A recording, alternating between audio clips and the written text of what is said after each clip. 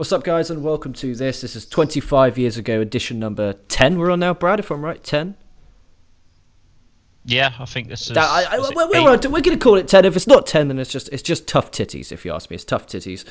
I am joined by Brad. I think it might be like about 6 for me, because I think you did 4 without me, didn't you? But yes, my 6th, I think. So yeah, probably 10th. Yep. 10's a fair number. We'll go with 10. We'll rock and roll with 10. I just want to say, before we get down to this, win-loss tie, and before we get to the actual show, on a scale of, I always do this, I always throw you under the bus and give you a scale of 1 to 10. On a scale of 1 to 10, 10 being your balls are going to fall off, and 0 being you're hotter than my nan, how cold are you right now? Because I tell you what, down here, it's fucking freezing. I mean, fucking freezing. It's more cold than fucking Stone Cold Steve Austin. Oh, about an 8, but probably because I've got heating on. If I went outside, it'd be about a 2, but I work from home, so I've not really experienced the coldness of outside for a while. Dude, you are a lucky man. Because I tell you what, I'm literally sat here, and you know, like, my heating's on, and it's just the heating is so shit. Like, I mean, dog shit. The heating is fucking terrible. So I've literally, thankfully, I've got one of those, what do you call it? They're like heaters. That you can fucking just put next to you. So I've literally got a heater by my feet trying to fucking heat me up because I am fucking cold. But we're here to talk about the shows, what you're here for. Episode 10 of the 25 Years Ago Wrestling Podcast. I'm going to give this show a weak win. Now, I know you're going to be different when this is what we talked about before we started going on air. Win-loss tie, what are you going with? A strong loss. So the matches themselves were fine, but they did a lot of damage to the actual product, which I will get into, and I will explain why. But yeah, did you know that this is the last time you're going to be seeing Brian Pillman as part of this show? Before, just as a spoiler. Is he going to WWE at this point? No, ECW, I think, but he is not a happy bunny. Okay, you can tell that. But before we get to that, do we talk about that in the Dirty Dave Meltzer fucking part of the show? Does he talk about Brian Pillman? He does indeed, yeah. Okay, right. So before we get down to the show, before we break down the show, what we do every single pay-per-view special, if you want to call it that, where we review a pay-per-view for 25 years ago, Brad, the dirty wrestling observer subscriber that he is, goes you don't through want to do the the shows leading up to it first, though. Yeah, do the shows and then jump in with the news, the rumors, the bullshit that Uncle Dave's been told by 15 different people, so it's not accurate, but let's go with it. Sure. So for Saturday night main event, the dark match was Arn Anderson, Brian Pillman and Chris Benoit defeated Buck Quatermain, Chris Nelson and Mike Davis. Don't know who they are. The WCW World Tag Team Championships, Lex Luger and Sting defeated the Barrio Brothers, which is Fidel Sierra and Ricky Santana. The Belfast Bruiser, which is Fit Finlay, defeated Mike Marcello. Okay, carrying on from that, the Giant defeated Larry Santo and Pepe Prado.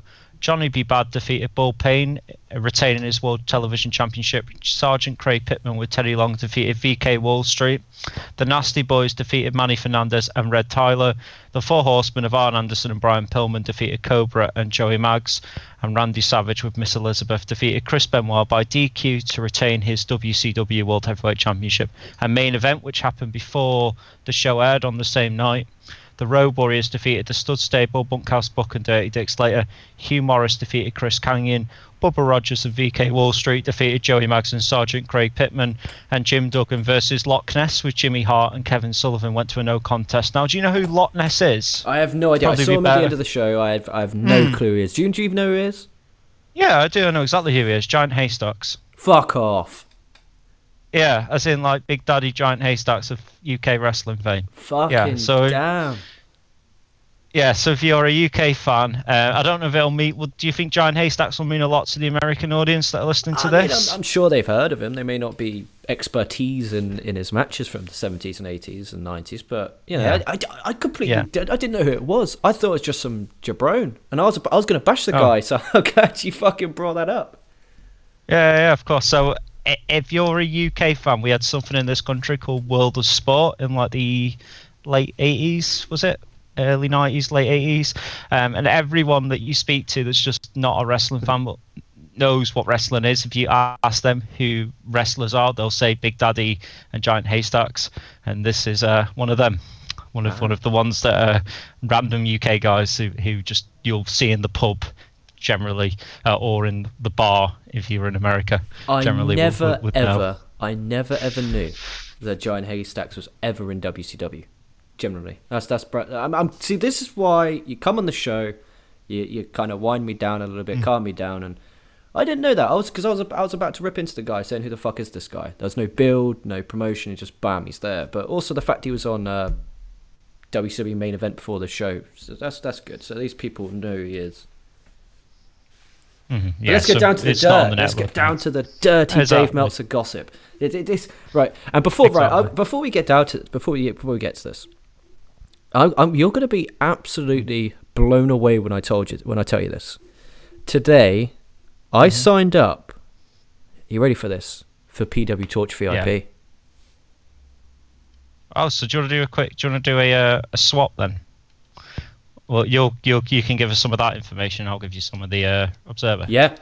Magic. Yeah, because they got a VIP sale. It's like 99 pence, and I was like, you know what? I always enjoy Wade Keller. I think he does a great podcast. He doesn't really focus too much on the news, and he just gives his opinion.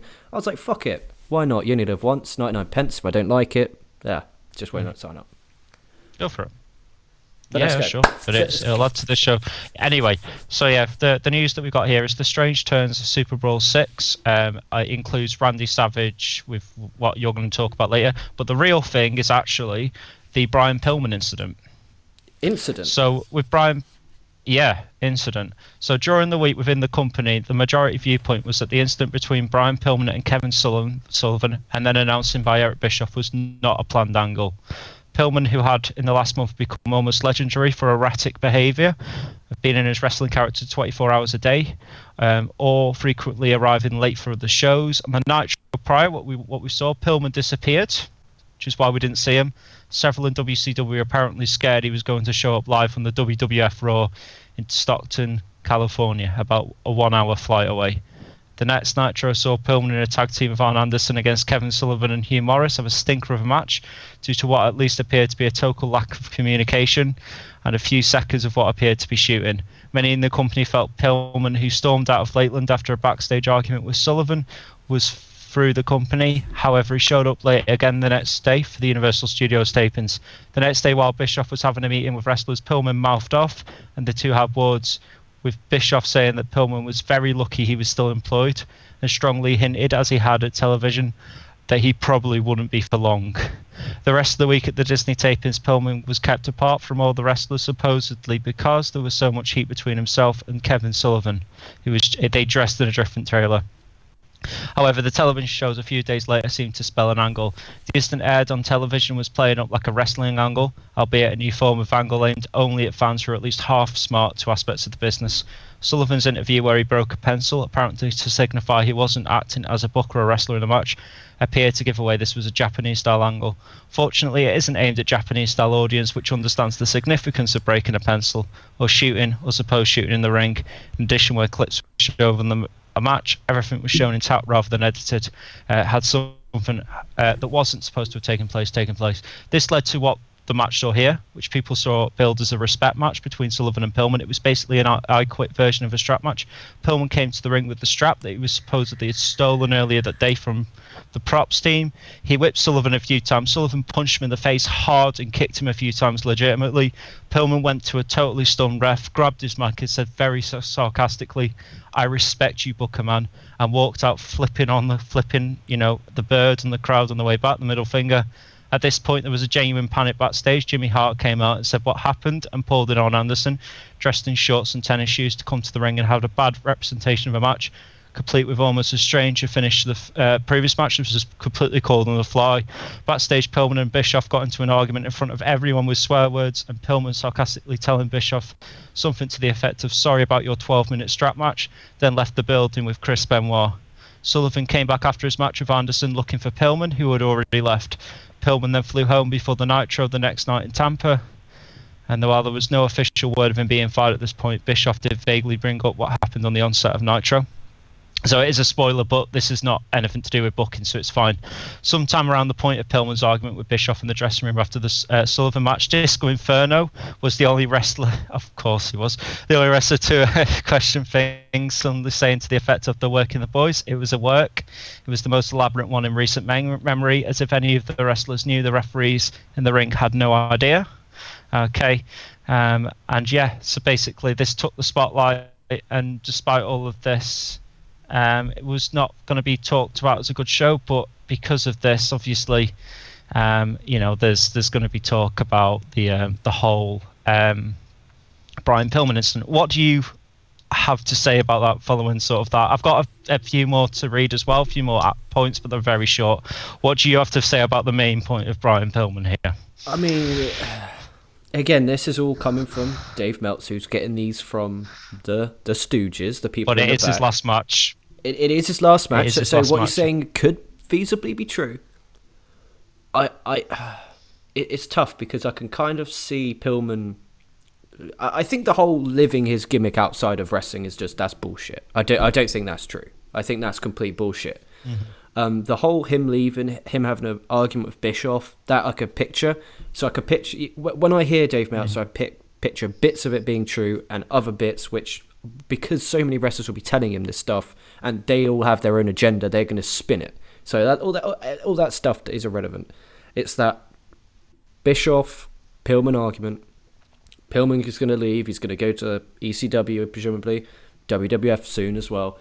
But you got to think, if you're Vince and you're hiring this guy, you're going to be thinking, this is what he done to Bischoff. What is he going to be like working with me? Can I kind of control him? And also, interesting point there is he left with Benoit. Now, do you reckon Benoit's going to get some form of punishment for this? Is he going to get taken off TV? Is this why the Four Horsemen ends? It's going to be interesting. I didn't look up Benoit because I don't want to actually have storylines spoiled for me. Fair enough. I don't want to, as I've done with the prediction for this pay-per-view, I purposely left off matches that I knew would spoil the pay-per-view, and now that you've watched it, do you trust me a bit more in running down these cards now? Yeah. I have complete faith. Any other news before we get down to actually breaking down the show? And everyone, again, when I put news, if you are listening to this and you're a fan of Dave Meltzer and you enjoy what he does and you think he's credible, that is your opinion. I am simply coming on here as a fan, giving my opinion. Go for it. Okay, so he's also mentioned about the giant coming, about the Loch Ness monster coming in, which is Luke McMasters from England, who we mentioned before, and also at the show. There is matches, so we'll do it one at a time with the matches as we go through them. But some other notes: the announcing he thought Dusty Rhodes wasn't bad. He thought Bobby Heenan's comedy got old over time, which, to be fair, I kind of agree with. But also, who were at the show was quite interesting people. So Pat Patterson was at the show, who obviously was working for WWF. Louis Nondero was there. A few wrestlers like Mike Graham, Brian Blair, the Bushwhackers, Warlord, Johnny Ace, Al Green. All of these seem to have links with WWF at the time as well, which is interesting. Also at the show was AAA president Antonio Pena, who had a meeting with Bischoff over the weekend about the two companies working together. So that could be the start of the Cruiserweight division. Yeah, absolutely, because I remember I read somewhere that the Cruiserweight division does start come March 96 for WCW, so it would make sense why he's talking to AAA and coming up with a deal. And I reckon also that they're going to put a stop to certain other guys going to ECW, so kind of like a exclusive deal that they'll be getting. That's probably what I'm guessing. Yeah. Mm-hmm. Oh, and before we begin as well, the show drew a sellout of £7,200, roughly 6,000 paid, £90,000, and at least 1,000 were turned away at the door. That's good. It's good that at this point again people turned away. Like, yeah, it's only a 7,000 seated building, but on TV on pay-per-view it came across as quite full. So I'm not gonna pipe away at that. I thought they did a good job of making the crowd look big. Mm-hmm. Especially with some of the camera cuts they did. Yeah. Anything else that Dave Meltz wants to give away about the industry? No, other than the thoughts on the individual matches, which I'll do on each match. No. Beautiful. So I'm gonna. So what we'll do then, we'll I'll break down the match. I'll give my star rating, then you give yours, and then give Uncle Dave so we can see in comparison. Because again, I'm not an Observer subscriber, so I have no idea what Meltzer thinks about this show. But right, let's get down to it then. So WCW SuperBrawl 6, February 11th, 1996, from St. Petersburg, Florida. Commentary team was Tony Schiavone, Bobby Heenan, and Dusty Rhodes. I'm going to give Tony Schiavone a lot of praise here. Do you know what he said? And again, if you listen to episode 8, 5, I think 1 or 2, I talked about how on the build-up on the episodes of Monday Nitro, they did a very poor job, in my opinion, of promoting the pay-per-view. As in, they were talking about it as they called it a double cage match. That's what Eric Bischoff on commentary said. It's the double cage match. I was under the impression until you came on the show that this was a double cage match. 2 cages, 2 rings. Sorry, or 2 cages, 1 ring. Who knows? Tony Schiavone goes, tonight we have 2 steel cage matches. I just what they should have said all along. Yeah. Just beautiful stuff, Tony. Beautiful stuff. And I'm going to agree with Dave on the Dusty Rhodes commentary. I thought he did a great fucking job. I thought Schiavone did a good job. And Heenan's stuff's a bit old, but I still think he's really good at getting heat on talent. Because it started. He said it started well, and then it went progressively more annoying as it went along. Which is, I think that's a fair comment. Maybe he's got some heat with Bobby Heenan, and that's why he's kind of taken an agenda. Because I disagree. He said he started off. He said he started off funny. So okay. Yeah. I mean, on a shorter show, I think he would have done better. So yeah, no, I think Bobby Heenan was good. But obviously, if you're there for 3 hours, you've got to be. You know what I mean? If you, it's like you've got to have lulls, haven't you? And he's just at it all the time. So I can see how it gets a bit tiring after a. I guess, and if he's watching WCW Saturday Night Main Event Nitro, fair enough. He's probably had enough of his voice. But the intro shots were so different to what we've been seeing on Nitro. Nitro is just kind of week to week. It's kind of a bit more intense. It's a bit more, reality based rather than pro wrestling from the mid '90s. Here you have the set isn't this cool fancy Nitro set. It's literally a big blue curtain with some kind of metal beams that they have some lights on. That's literally all there is. The ring is blue with the yellow logo on rather than the different what they have on Nitro, which is just plain canvas. This felt like a WCW pay-per-view. It felt like that old school WCW pay-per-view, which I did enjoy. It's a different it's a different aesthetic look compared to what we've been seeing on Nitro, but it confused me a lot. I'm like, why is Nitro looking different than the pay-per-views? Because obviously Saturday Night still looks like that, so it kind of confused me a little bit. What's your thoughts on the actual aesthetic look of the show? Yeah, I thought it was a bit basic, but I thought that's good. I thought the fact that it was basic meant that you could focus more on the actual wrestling rather than looking at any props or anything like that. But yeah, it had quite a traditional feel to it. So when I use the word basic, I don't actually mean bad. I just mean pullback, restricted. Yeah, there wasn't fucking LED gimmicks which all over the fucking building and all over the ring. Yeah, 100% agree with that. Which is a difference from now, because pay-per-views now have the old what do you call it, the pay-per-view concept. So it's like TLC or Hell in a Cell, and it's always this big setup regarding a match type. This is just the traditional wrestling setup, which more companies need to try and do, I'd say. But most companies do that, like AEW, Impact Wrestling, and Ring of Honor. They don't have a show based on a specific match type. I'm on the same agreement with you. The idea of once a year it's the Hell in a Cell pay-per-view. Now know, rather than a match being meaningful to the point where this is going to be inside Hell in a Cell, I can't wait for this. I'm so excited. We don't get that vibe anymore. No, so it's just kind of like this is October. We need to do a match of this type. Yeah, it's like Elimination Chamber. You're going to get the Royal Rumble. Well, no, I disagree on that one. I think the Elimination Chamber is a purpose. I think it sets up WrestleMania. It's the winner of the Elimination Chamber and the winner of the Royal Rumble set up the Mania main event. But I think that's the one example where it's a bit falls outside that. Like Money in the Bank, I don't see why it's its own pay-per-view. I don't see why. But imagine if Elimination Chamber they didn't do it every single year. And then when they did it, it fucking meant something. And it's at No Way Out, for example, February No Way Out, what it used to be. They'd get a big buy rate for it, a big Peacock subscription. You know what I mean?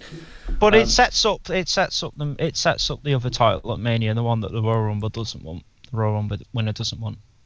The leftover belt. Right, let's get into this show. We're 20 minutes deep and we haven't broke down a single match yet. So the first match of the show was a street fight between Public Enemy and the Nasty Boys. This match took place on Clash of Champions 2 weeks ago, and it ended in DQ with weapons. So it made sense. There was respectable build here. This one was crazy. I can't picture you being a big fan of this because there was lots. Nah, it was a bit of a mess. it was a mess, but it was a fun mess. It kicked off the show. The crowd were mega into it. There were some cool spots. There was a pile driver on a trash can by Sags. At the end, Rocco Rock doing a swanton off the top of the merch stand, going for a table on the concrete. Mustn't have felt nice. I gave it 2 3/4. I was thoroughly. I may be even in the good mood that I am. Now I'm starting to warm up from this heater. I'm going to give this show a 3. I'm going to give it 3 stars on the star rating system made famous by Dirty Dave Meltzer. What's your opinion on it? And my fucking God, what does Uncle Dave have to say about this match?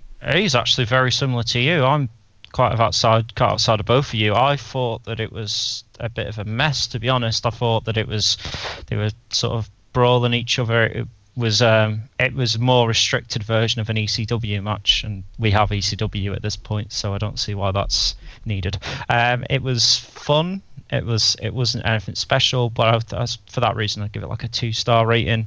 You know, it wasn't the worst thing on the night by far, and we will go into some stuff that's pretty horrendous. But in this match, it just looked like two sort of backyard teams beating each other up, basically. See, I'm with Uncle Dave. What's Uncle Dave's thoughts about this? So he's actually gave it 2 3/4, similar to you. Wow. So, what are the chances? And I swear on my family's life, I'm not an Observer scribe. Everyone can fucking check my emails. I'm not about that. It's I can't believe that. Do me and Uncle Dave have the same taste in wrestling? Imagine how hard. I mean, we both watch Japanese wrestling, and maybe me and Uncle Dave. Well, mine's more thinking like, common than you think. Yeah, I mean that's what I'm aiming to sort of bring out here. But yeah, there was a brawl using this is what he's put. There was a brawl using tables, chairs, and a few garbage cans. All the blows were stiff and made great sound, but there was no selling at all, no psychology or story to the match. The crowd was on its feet since the blows were so stiff. At one point, Knobs slammed Rocco Rock through a table. Sags power drive Grunge on a garbage can, but Grunge came right back up and hit Sags with the garbage can. Knobs suplexed a table onto Rock. Sags didn't sell a thing. Grunge used a face buster on Sags in a chair. They wound up brawling to the back where they had set up a fake concession stand, which is part of my problem, and I'll go into that in a second. Rocco came off a low balcony with a senton onto a table when Knobs moved and he went through a table and Knobs pinned him 2 3/4 stars. So he's saying, you know, it's not the most technical match, but because the brawl is so like violent, it brings out a lot of fun in it, which, you know, I agree with to some degree, but like the whole fake concession stand, you could tell it was set up for that match. Yeah. Kind of took me out of it a little bit. That's absolutely, there's no problem with that. I'm just shocked that like I'm reading my notes and basically reading what Meltzer's put. I hope he has some different notes. Everyone listening on the on Patreon, which if you're listening on YouTube and on all of the podcast feeds, go check out Patreon. You get access to all these 25 years ago's early access, as well as in video form. Soon we'll be able to see Brad as well, but at the minute you could just see me. But I'm going to put up the notes that I've taken, and then so that when people can see, I'm not just copying the Observer, I am actually taking notes of the show. But that's mental how I read spots out that I've taken notes on, and that's what Dave Meltzer's put in his Wrestling Observer. Honestly, you I'm gonna make you a fan of him. Good luck with that. Good luck with that. I wish you all the best and luck in that. I just don't like the news and rumor stuff. It's not a bit of me. It's not a bit of me. I don't know. I think where it's like for me when people tell me something in just generic real life, and if it's not on BBC News, Telegraph or whatever, I'm not going to believe it. And sometimes it's true, sometimes it's not. And my issue with Meltzer is when he's wrong, he doesn't say, look, I was wrong, my source told me otherwise. Like, if he did that, it wouldn't be a problem. But anyway, enough of Dave Meltzer. We ain't going to do a Dave Meltzer show. Next match for the WCW TV title and $6 million on the line between Johnny B. Bad and DDP. This is the first time we've seen the television title. We have not seen it in 3 weeks, and we've covered everything that's on the network, and this is the first time. Johnny B. Bad's obviously Mark Merrow. Apparently, and this is what I'm picking up from commentary, because they did no promotion of this on Nitro. Reason why the money's on the line is because DDP stole it from his girlfriend who won a bingo competition. If I'm correct. So the match itself was it was alright. I enjoyed Johnny B. Bad. His character is kind of quite easy to get behind. And DDP is a pretty good heel. Yeah. Johnny B. Bad got on with a tombstone, retains the title, keeps the money, gives it to Kimberly, which is DDP's girlfriend. I gave the match 2 1/4. I didn't think it was great. I didn't think it was bad. I thought it was solid, good heel work. Spot wise, I haven't got anything apart from I really enjoyed the sunset flip off the top Johnny B. Bad did. What was your thoughts on the? I thought it was the only match that didn't actually upset me in any way. So I think it was one of the better matches on the show. I really enjoyed this match. I thought Mark Merrow, he's selling me a bit more. Or Johnny B. Bad, Mark Merrow, same guy.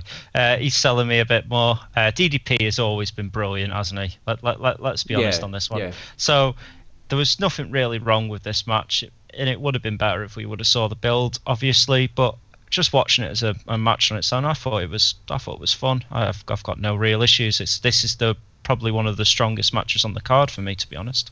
What would you give it rating, my star rating? Because I enjoy the star rating system. That's one thing I won't bash Meltzer about. I'd say about 3.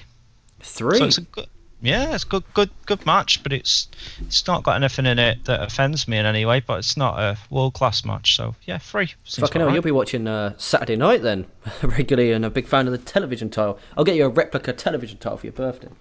The cheap ones, the Jack's one. Exactly, not the expensive fucking £300 belts. We won't be talking about them. What did Meltzer give? I don't care about his breakdown. What was his star rating? Yeah, 3 1/4. 3 1/4. Shit me face. He really it was. I'll read it. It was their typical good match with lots of good near falls and a good build. From a wrestling standpoint, this blew away everything else on the show. Okay. So, I agree with him. I thought, and this is after this match is when it went down a hill. To be fair. Yeah, I can agree with you on that. And I gave it 2 1/4. Well, that wasn't the best match. See, I rated a match quite high later on the show, which has me a bit worried. So we have the World Tag Titles on the line. Lex Luger and Sting defending against Harlem Heat. No clue why Harlem Heat have a title shot here. I want to put that out there now. No clue. Like, why on earth do they have a title shot? They lost the belts. They haven't been on Nitro. I guess they maybe won a match on main event or Saturday night. I have no idea. The Road Warriors are watching. It's been announced by the commentators that they'll be challenging the winners later in the show. Stevie Ray goes for a powerbomb. LOD hit him with a lead pipe behind the ref. Luger covers him 1, 2, 3. Luger winning again by cheating. Makes sense, as LOD said they want Luger and Sting on Nitro, so that at least makes sense. And then on the ramp there was a post-match interview with Mean Gene. They interviewed, and he asked Sting, what happened, and he kind of just brushed it off, which I thought was some good character work. The match itself was all right. I gave it a 1 3/4, maybe 2 if I'm feeling generous. What's your thoughts on it? I'm pretty sure I can picture you not enjoying this one. Yeah, no, it was a mess.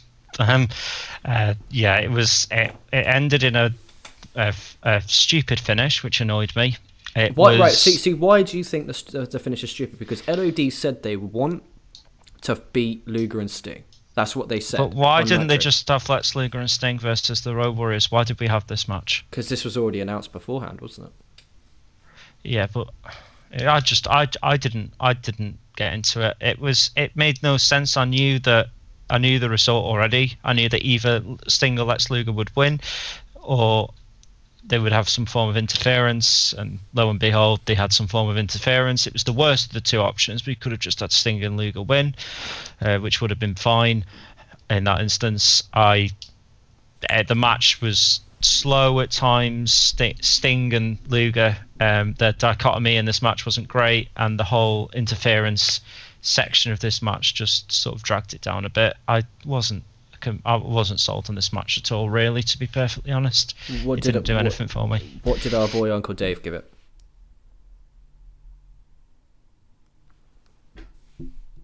Oh no, have we cut? What did you say? Sorry, what did Uncle Dave give it? It cut. Yeah, so if we're going to go off his... It did cut, as it... Yeah. It's still recording, That's fine. He gave it 1.5 stars. Oh, okay. That's fine. He gave it 1.5 stars. Okay. He says, the funny part about this is that the announcers kept selling the storyline that the Warriors hadn't wrestled that night, so they'd be fresh. Which obviously they did. They were on main event, so... That's not really, you know. Was it a live show though? Was it a live show? They were in a match that night. Booker. Yeah. I mean, main event is live. It's like their pre-show. Okay. So yeah, definitely.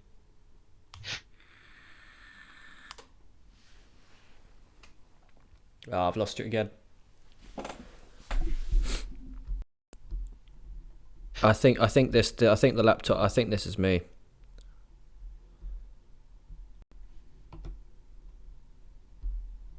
Right, let's try and cut this off.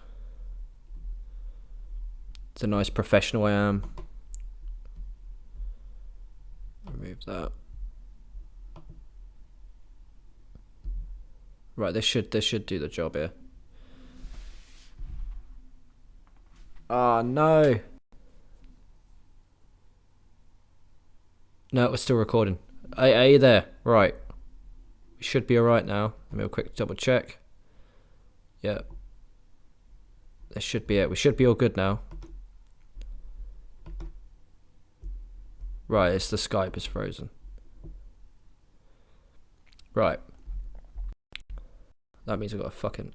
Alright, here we go. This is going to be it. This is just typical fucking show, isn't it? It's one of those things. It always fucking happens. I have no idea what's going on here. But hey ho, we move. And we're back. Hello We're back. I have no idea what went on there. Just one of those damn things, isn't it? Fuck's sake. Yeah. We'll move on to the next match. I think someone doesn't like us talking about LOD and Harlem Heat and Luger and Sting. So we have the US title match. We have One Man Gang challenging Conan. The One Man Gang is in Dungeon of Doom. One Man Gang on main event lost the title to Conan. I remember you talked about that on the show. Yep. Conan looking like Aerostar on his entrance. I don't know if you watched Lucha Underground. Yeah, not often. He looked like a blooming crisp packet. Packet. It looked crap. It looked terrible. The match itself was, man, nothing happened. It was kind of a bit sloppy. I enjoyed some of the moves where Conan was trying to use his speed to kind of knock him off his feet. Conan got the one with a swanton off the top. The match was all right. I gave it a star, 1 star. It was acceptable. Okay. What did you give it? Yeah, I thought it was not brilliant. I'd say it was, a bit higher. Let's say about 1.5. But I'm not gonna claim it was match of the year. And Conan, please stop playing a good guy. You are so inauthentic. It doesn't work at all. No, did you see him on commentary as well when he had his shirt off and he was naked next to the other 2 announcers as well? Who was that? Conan, when he was on blooming commentary for the last match. I don't know if you mentioned it or not. No, I didn't see Conan on commentary. Yeah, he was on Spanish commentary. He was the only guy not wearing a shirt, and it looked really odd. He just sort of sat there awkwardly. So I hope Conan gets a bit better, because I know for a fact that he does have good matches in him, but this was not one of them, I'm afraid. Not really. No, it wasn't. What did Uncle Dave give this? 2 stars. Oh, so he is definitely, and I repeat, he is 100,000%. No. 1,000%. Listen to the feedback. No, I don't care about the feedback. This guy is, he's friends of Conan. But how can you give what we were? And I guarantee this is what Meltzer's going to say. Oh, Conan tried really hard, but One Man Gang, he's a bit, you know. No. Okay, well, that's my expectation. So give me what Meltzer says, because I'm sorry, 2 stars. Please, nobody go out of your way thinking, oh, that's a solid match. I'll check that out. Horrible, as in a worst match of the year candidate. Not a good way to get Conan over. Boy, is that an understatement. It's not as if they weren't warning advice. Oh, did he give it a -2 stars? Oh, yes. Uncle Dave, pulling through. I agree with that. -2, sorry. That's cool. I was about, yeah. Apologies, Dave. I did. No, it's my fault. I didn't read it properly. -2, yes. -2. That's more like it. That's fair. I gave it a star because I don't agree with duds, because I think in the end of the day they still go out there and they wrestle and put their lives on the line, so I don't give anything a dud. But man, I couldn't give anything more than a 1. It was just so sloppy. And One Man Gang and Hogan on episode 1 or 2, if everyone can remember, I actually put him over. I thought he did a great job of Hogan. But we move. We go to the backstage interview with Mean Gene. He is promoting the fuck out of this WCW hotline. This is probably the third one of the night. How many times have you heard 1-900-909-9900? That's 1-900-909-9900 for fucking 2 WF former world champions coming to WCW. You know who they are, don't you? It's got to be Scott Hall and Razor, right? Yeah, Scott Hall and Razor. Scott Hall and Kevin Nash. Yeah, it is. But was Scott Hall a WWF champion? They said former WF champion. That doesn't mean world champion. He was IC champion. Right, okay, but he sold it in that way. They were misselling that. Yes, that is obviously talking about Scott Hall and Kevin Nash. And it's saying WWF doesn't even know at this point, so that's Isn't that illegal? Isn't that like breach of contract? I mean, can WWF really speak after doing the Billionaire Ted sketches? Yeah. Oh man, yeah. I guess I'll give you that one. I'll give you that one. Then we went to the respect strap match, which was like, I didn't give a rating because I thought it was just a state. So heading in, I enjoyed the build, which is a shame. So it's a combo of an I Quit and a strap match, which I thought was pretty damn cool. But Pillman, and what sucks is I put in my notes, I loved how Pillman just sprinted down and they started brawling as if they truly do hate each other. I think they do. Yeah, they definitely do. There was some nasty strikes, and then Pillman grabs the mic, says, "I respect you," throws it away. Arn Anderson just... You've not said it properly. Oh, I respect you, Booker Man, wasn't it? That was Booker Man. So he's broken character there. It's calling him Booker Man. No, because he's not. No one knows that Kevin Sullivan. Well, no, he's not publicised that he books the shows. So that is definitely not scripted at all. Yeah, that's definitely. I agree with you on that one. So Arn Anderson comes out. Taskmaster whips him. I guess the ref made it official.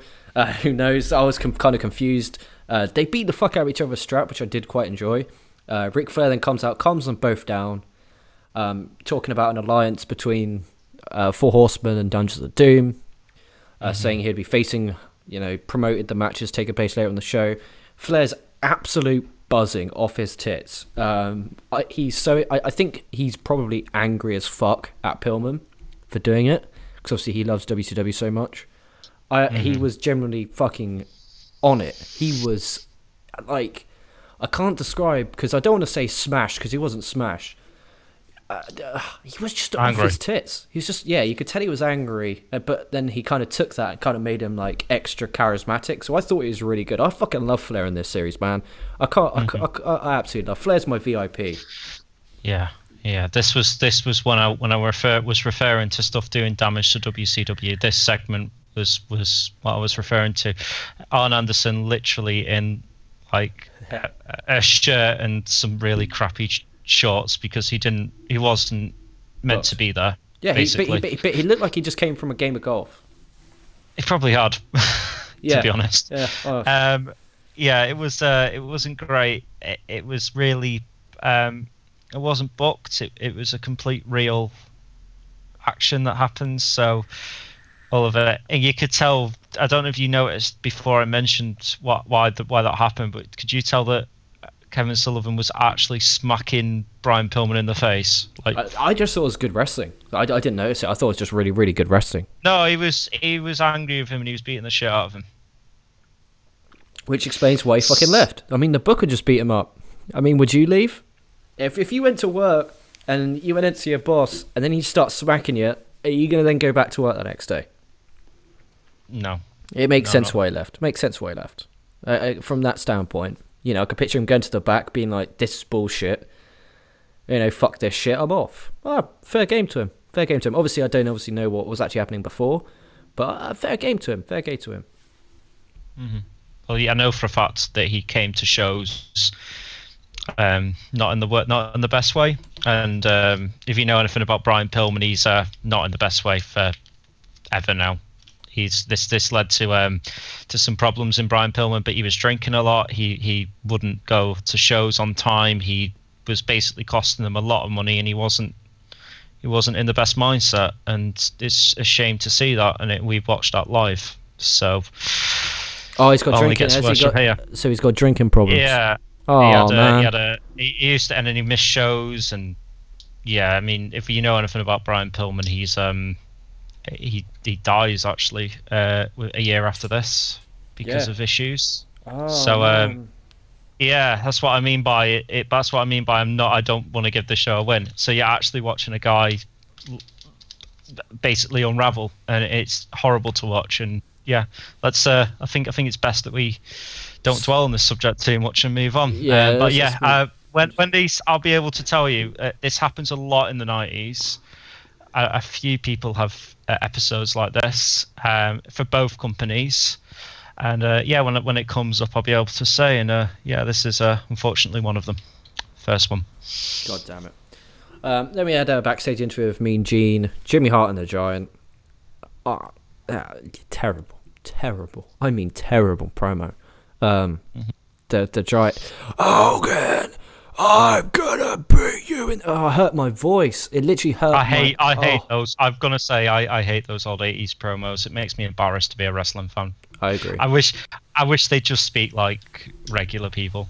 Yeah, like if you're gonna get angry and use a different tone of voice. But like he was straining his voice, and because he's straining, he's talking slow, and where he's talking slow, it's kind of like, oh man, get to the point. I literally just lost interest in what he was saying. I have no idea what he was talking about. I didn't even take note of it. I just like, yeah, fuck this, tragic.